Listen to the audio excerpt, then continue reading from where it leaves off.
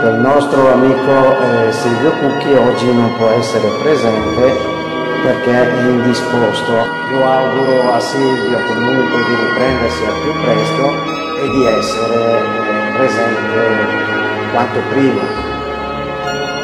Ciao Silvio e arrivederci. Il colore che mi piace di più, questa diapositiva qui scattata in ballino sulla passerella ciclopedonale, che mi è piaciuta molto.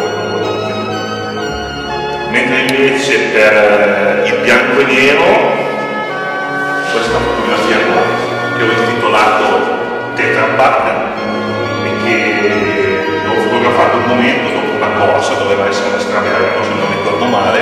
Le fotografie sono tutte scattate con una macchina fotografica Contax 166 mm che è dotata di ottiche Zeiss, e sono tutte fatte con questa macchina qua.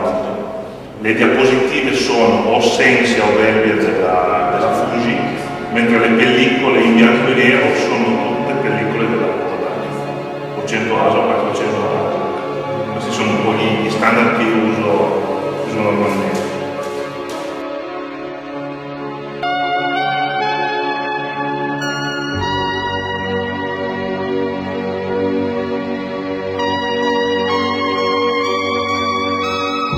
Sono affezionato a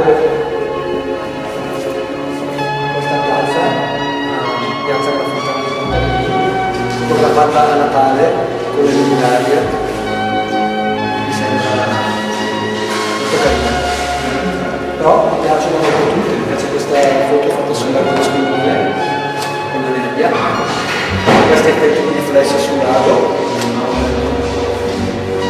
Il materiale diciamo, la pellicola utilizzata va dalla T-Max, nel caso per esempio di queste fotografie si chiama T-Max 100, oppure queste del lago, e ha delle info utilizzate più recentemente, sempre la 125, in questo caso, nel caso delle processioni di scipieri, sia con i ciclisti che con l'uomo guardamedia. Le macchine fotografiche vanno dalla Leica RS2 per quanto riguarda queste foto, e alla Leica L4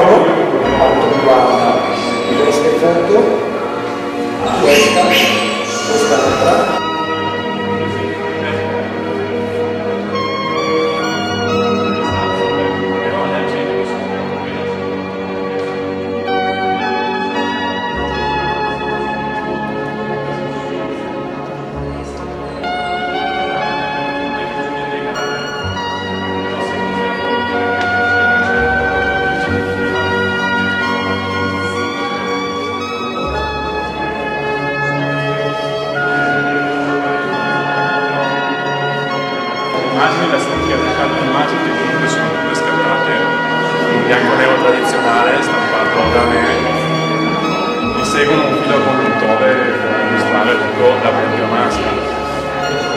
Tra le mie preferite abbiamo le foto della scuola, perché sono fotografie iconiche, cioè sono più pittoriche rispetto alle altre immagini che magari sono tecniche, sono più particolari.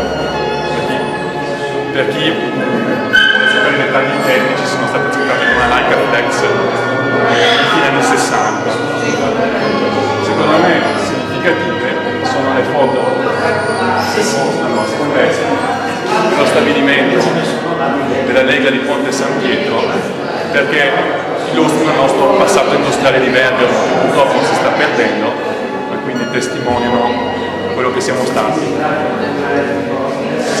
Tutte le immagini comunque cercano di illustrare le varie storie di Bergamo, quindi andiamo dalla dogana veneta alle chiese romaniche che sono le nostre origini, fino a scatti più attuali che passeggiano e un po' di natura.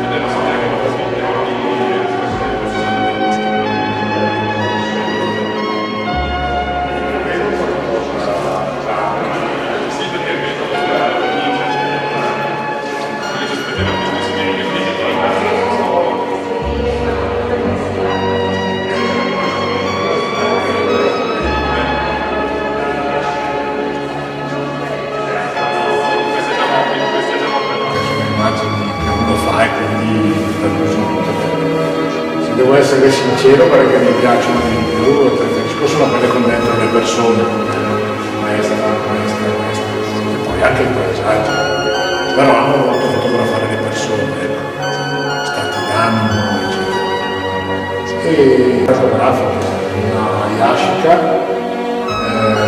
poi una Nikon e una vecchia Fender del 57.